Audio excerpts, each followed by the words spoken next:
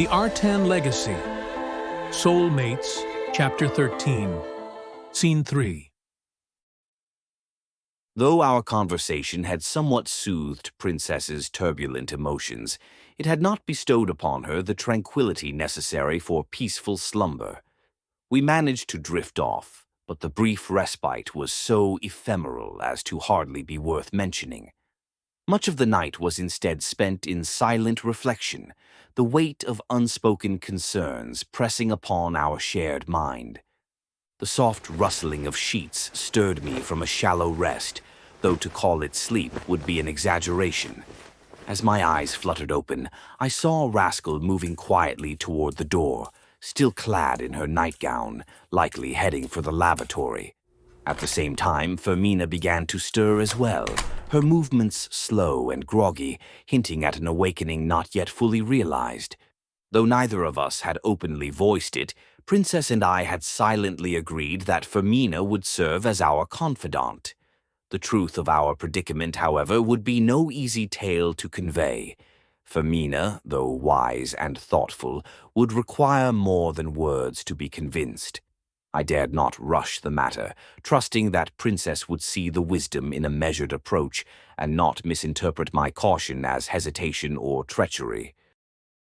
Rascal soon returned from her brief excursion to find us already in the process of dressing. It was the first time I had taken charge of the morning routine, and I made no effort to disguise my unfamiliarity. The awkwardness with which I fumbled through the garments and wrestled with our long, wavy chestnut mane would hopefully serve to arouse suspicion in Fermina, a suspicion that could, in time, work to our advantage. I also made a conscious effort to avert my gaze whenever either of the sisters was disrobing, not merely out of respect for Princess's wishes, but to preserve my own standing once our secret inevitably came to light. "You didn't sleep well? Something's off about you today," Rascal observed.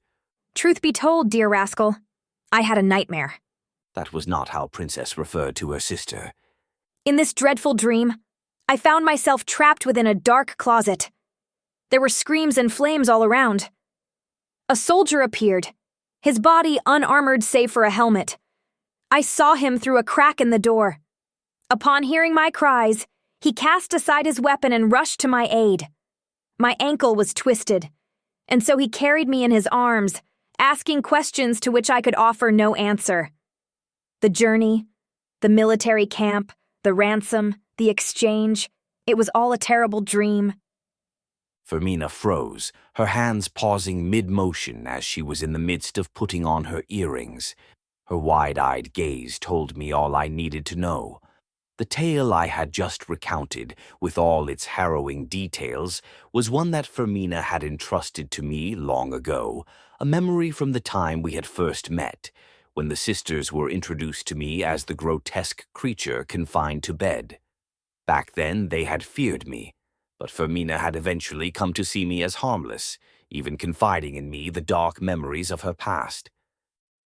The elder sister had once recounted how she had been rescued during the Repubian invasion, fleeing alongside soldiers who had abandoned their posts. It had been a perilous escape, and though those deserters were later pardoned, she had carried the trauma of those days in her heart. The sisters had been spared the grisly details of her ordeal, as Fermina had deemed it unnecessary to burden them with such horrors. And yet, here I was, recounting a memory that should have remained buried, a detail that only Fermina and I could have known. "Oh." Rascal exhaled softly, her voice tinged with sadness. "You were dreaming about that." Her words suggested that the memory was known to all, though perhaps not in its entirety. "I have not thought about it in years." The attack had caught the sisters unaware in the dead of night, and they had been whisked away by a maid through a secret staircase. While the enemy had allowed them to pass, in accordance with the old Grayson Code, there had been harassment, and even some captives had been claimed. Fermina had fled in a different direction, with deserters who had fought their way through Repubian scouts. Though she had been taken hostage, my father had paid her ransom, securing her release and earning her gratitude.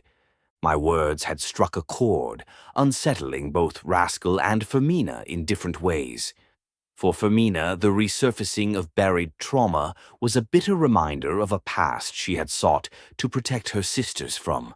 For Rascal, it was an unsettling glimpse into a memory she had long since tried to forget. Princess should have been equally ignorant, and yet here we were, wading into dangerous waters.